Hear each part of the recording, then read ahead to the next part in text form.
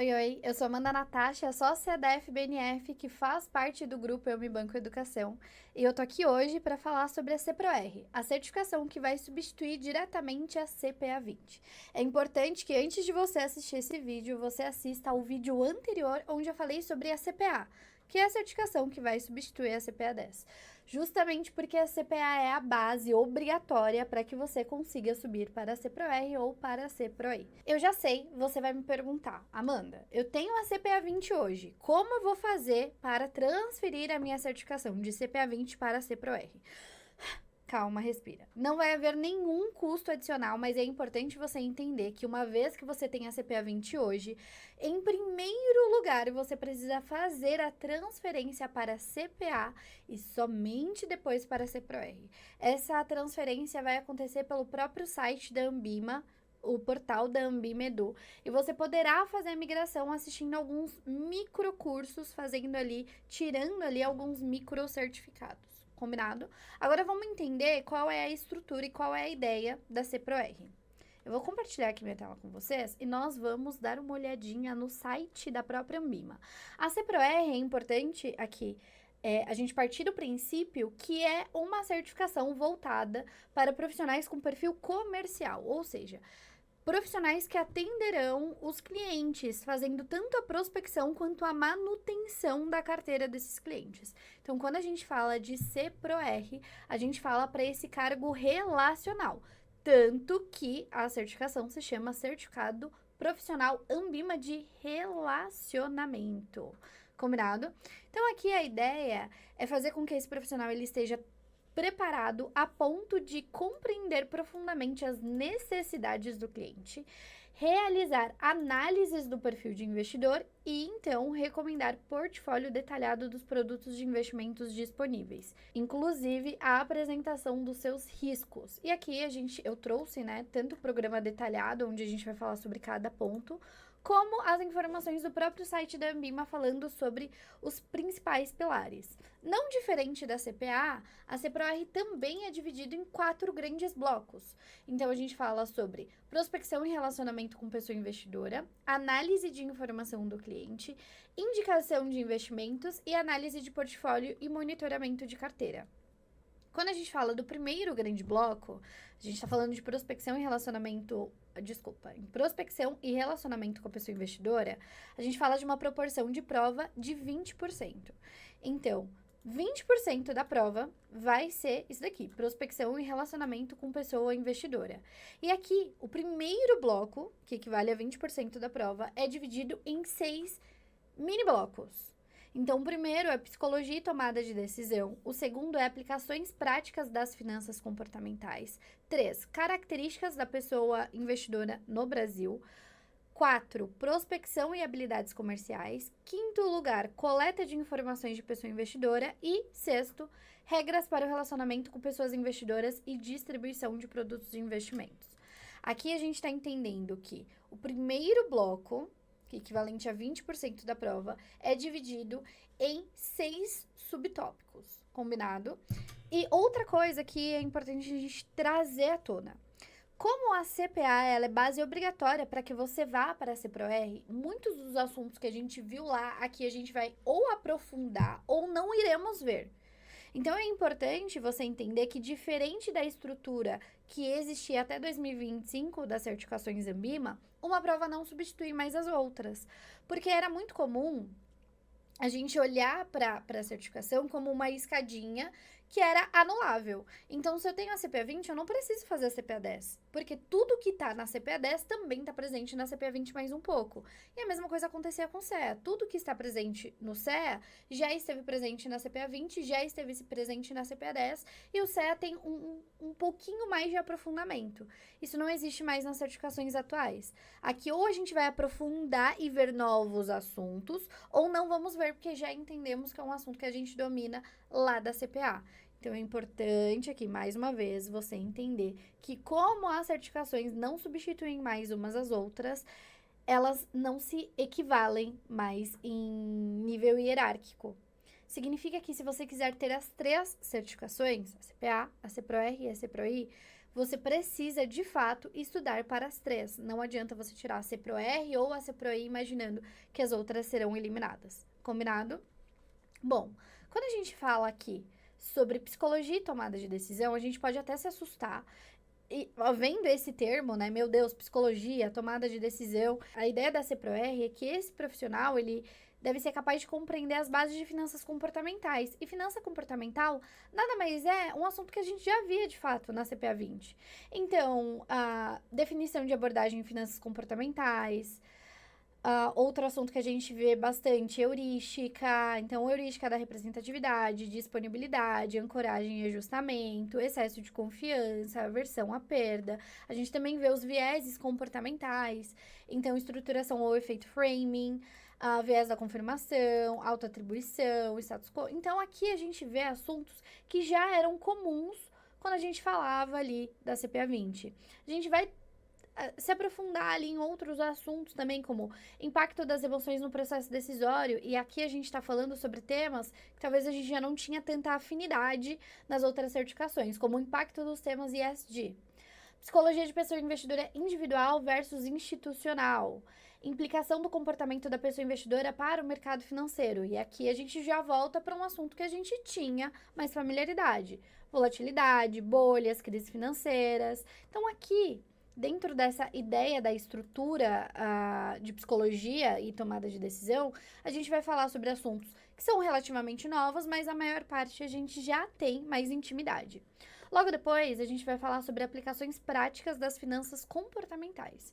Então, é um conhecimento, como a própria Mima diz aqui, esse conhecimento possibilita a quem possui a certificação CPRO-R desenvolver estratégias de investimentos que levam em consideração a gestão de risco e minimização dos efeitos das heurísticas e vieses na jornada da pessoa investidora. Ou seja, como eu pego todo o comportamento do meu cliente, dessa pessoa investidora, e eu minimizo esses efeitos, essas consequências desse perfil comportamental, desse perfil psicológico.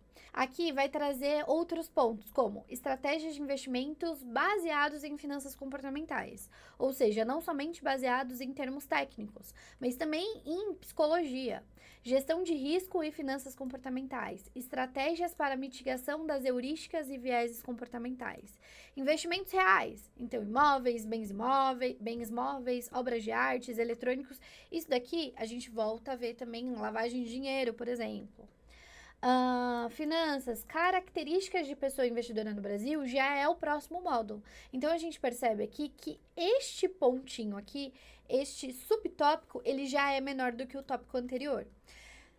Aqui a gente acabou de abrir a CPRO-R, a gente acabou de abrir o plano de desenvolvimento dessa certificação e a gente já consegue observar que o novo modelo de certificação da Anbima não está olhando somente para conhecimento técnico, mas também muito para conhecimento comportamental. Agora, acabou essa história de decorar aba de prova. Acabou essa história de decorar a questão de achar que vai conseguir acertar ali só no A, B, C ou D ou chutando.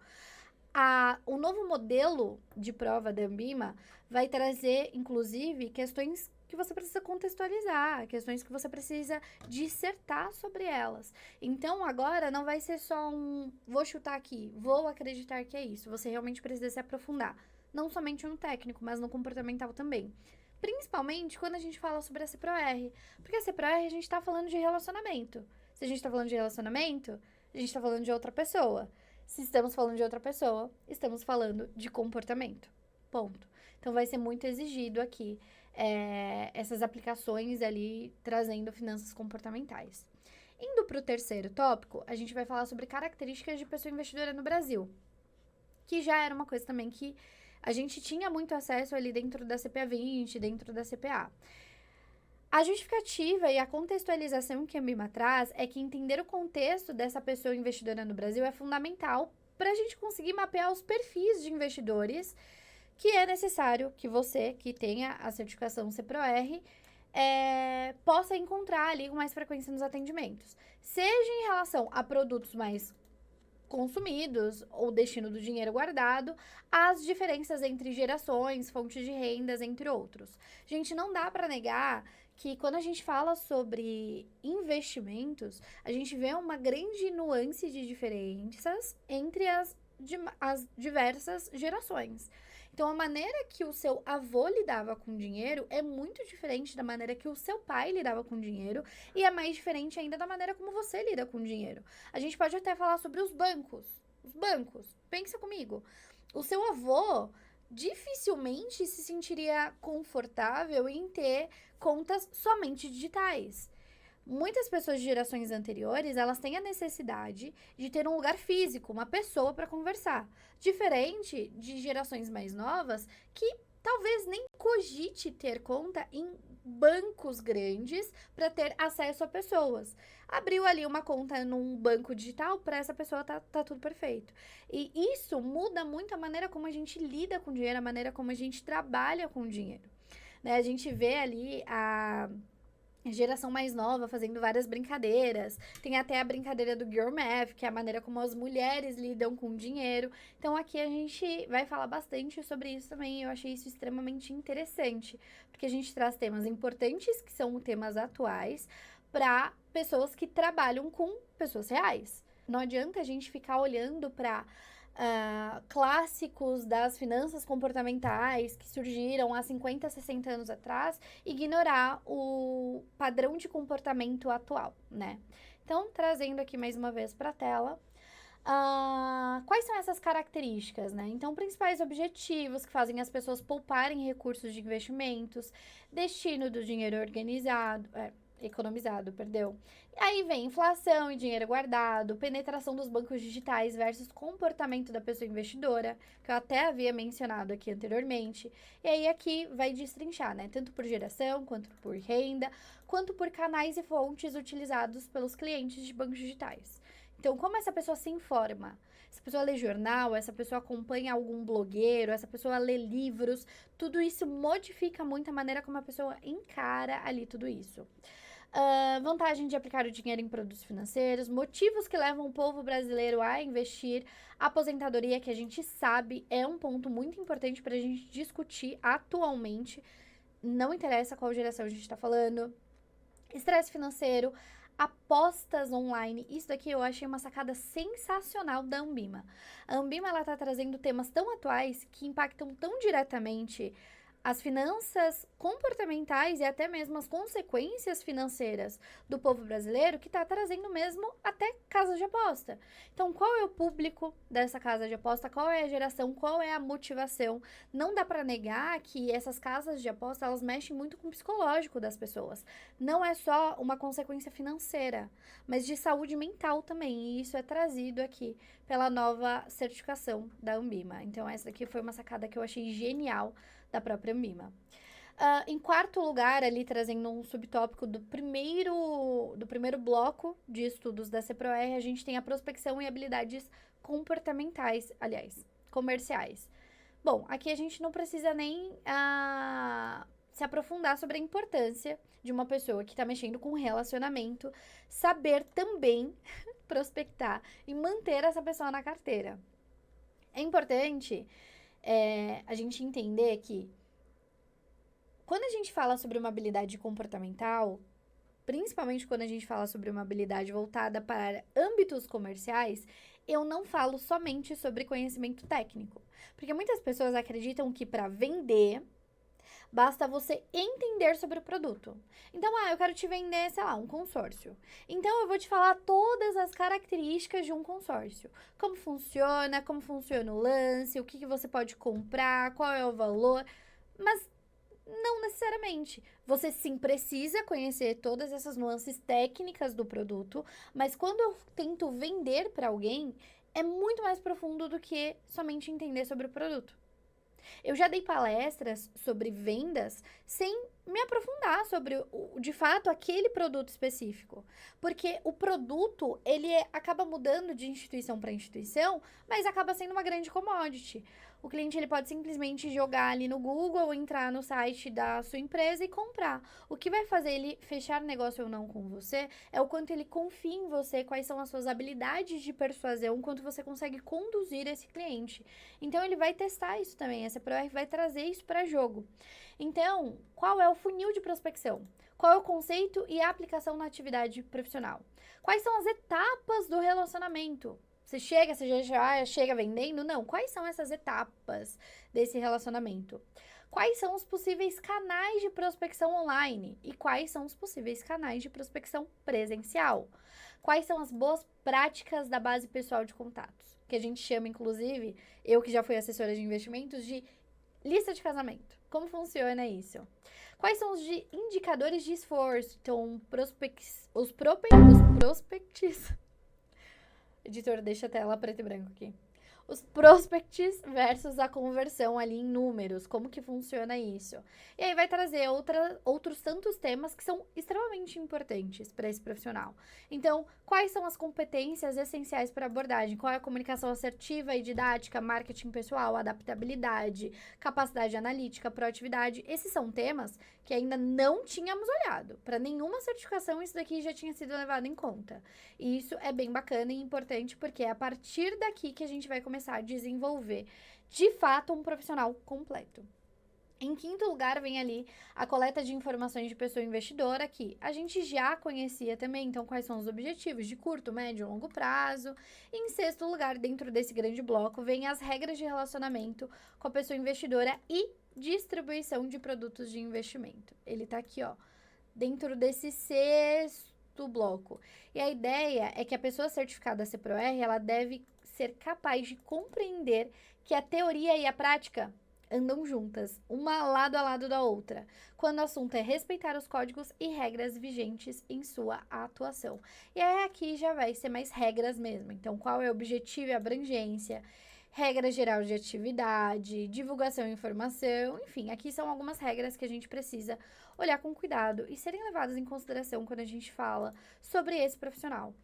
Mais uma vez, a gente analisa aqui que são informações que a gente não tinha tanto cuidado, ou a gente não tinha tanto zelo quando falava da atual CPA 20. Então, a gente começa a perceber aqui que muitas coisas se repetem da certificação anterior, né, que é a CPA 20, outras coisas a gente já consegue diferenciar. E aí você pode se questionar como, com tanta diferenciação, você consegue fazer a migração de uma para outra. É para isso que existem os microcertificados. Agora, a gente vai pro segundo módulo, o segundo bloco da CPROR, que é equivalente a 20% da sua prova. Esse segundo bloco, deixa eu trazer para cá, é a análise de informações do cliente. Então, ele também é dividido em subtópicos. O primeiro é a capacidade de poupança da pessoa investidora, liquidez, endividamento, análise do perfil do investidor. Aqui a gente já vai para temas mais técnicos e temas esses que também a gente já estava um pouco mais habituado, né? A gente já tinha visto ali na CPA 20. Então, a capacidade da pessoa investidora ali, qual é a capacidade de poupar dessa pessoa? A gente vê ali algumas nuances entre capacidade de exposição, aqui a gente fala, né? Capacidade de pessoa investidora, idade, padrão de vida, planejamento financeiro, capacidade de poupança, reserva de emergência, balanço patrimonial. Lembrando que essa parte aqui, ó, balanço patrimonial, cobertura de despesas, índice de poupança, a gente já tinha dado uma pequena olhada na CPA. Então, se você não assistiu ainda o vídeo anterior, vou pedir pro editor deixar aqui na tela em algum lugar. Quais são os conceitos de liquidez? Aqui a gente já tá indo pro próximo tópico. Então, a gente percebe que, mesmo sendo 20% da prova, a gente tem tópicos que são mais rápidos.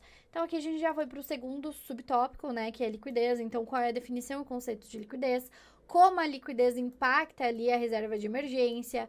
Liquidez versus rentabilidade, liquidez corrente, liquidez seca. E aí, a gente já vai pro terceiro tópico, que é endividamento. Aqui, eu acho que também foi uma sacada muito legal da Ambima, porque a gente precisa entender que vivemos ainda em um país onde o índice de endividamento é muito alto, do próprio país, e quando a gente fala também dos das nossas pessoas investidoras, dos nossos investidores aqui do Brasil. Então, entender aqui como o endividamento excessivo pode comprometer a capacidade dessa pessoa investidora de poupar e investir de forma consciente, além de aumentar os riscos de inadimplência, o que impacta negativamente tanto o bem-estar financeiro quanto objetivos de longo prazo. Não dá para negar que um dos produtos principais que gera ali renda para o banco é crédito. Só que o crédito, ele não pode ser entregue de qualquer maneira, de qualquer jeito. O crédito, ele precisa ter zelo, precisa ter cuidado, porque um crédito mal entregue para um cliente pode acabar com a vida dele, acabar ali com a ideia e os planos de longo prazo. Então, aqui a gente vai tratar sobre isso também. Eu achei uma sacada muito genial a gente ter um subtópico só para isso.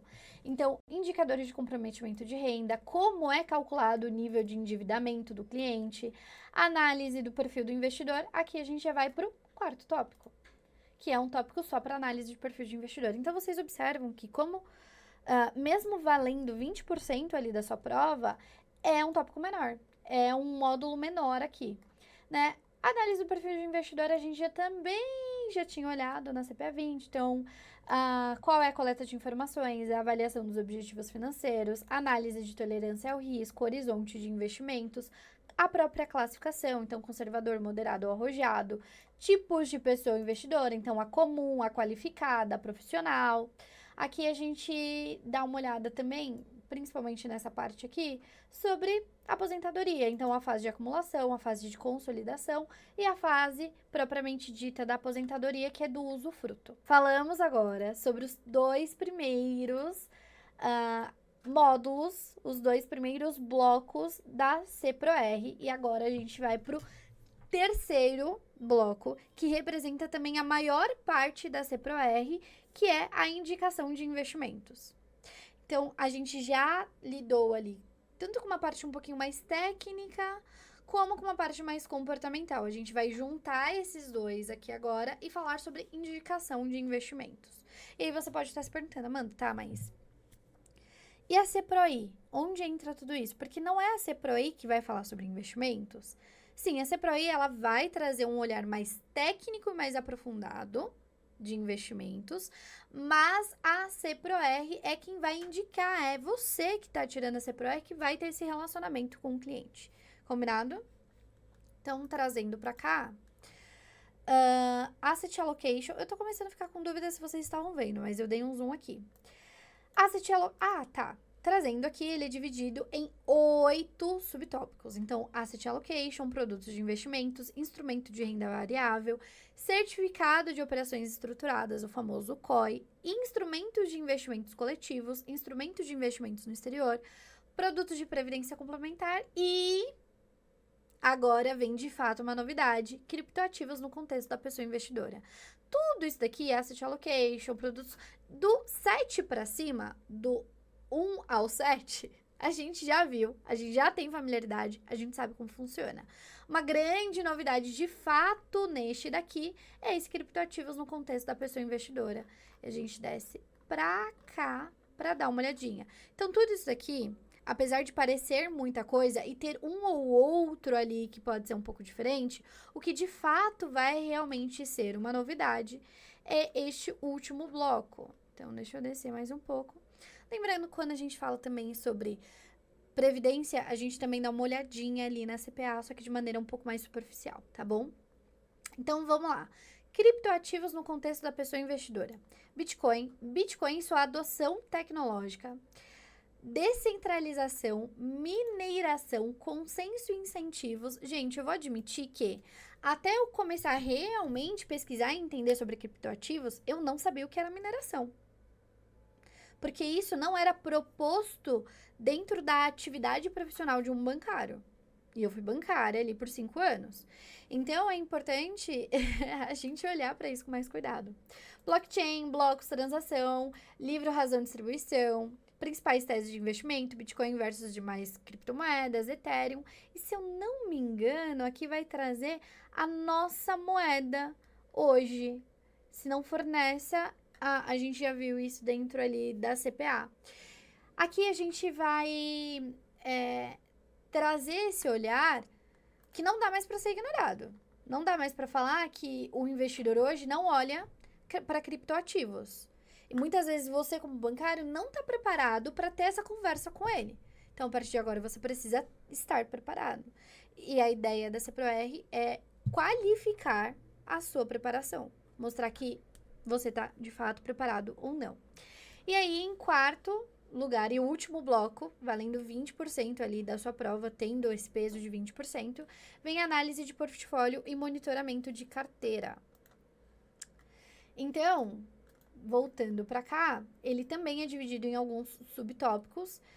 Esses subtópicos são boas práticas de rebalanceamento de carteira, planejamento de investimentos para eventos ou novos objetivos, processo de transferência de custódia, tributação e impacto no rebalanceamento de carteiras, riscos de ativos, relação entre risco, retorno e o princípio da dominância entre os ativos, risco de uma carteira, desvio padrão da carteira e o benefício da diversificação e relação entre risco-retorno e o princípio da dominância entre carteiras. Aqui a gente vê princípio da dominância entre ativos e aqui princípio da dominância entre carteiras. É sobreposição de risco, o quanto você está expondo esse cliente a um risco desnecessário ou não.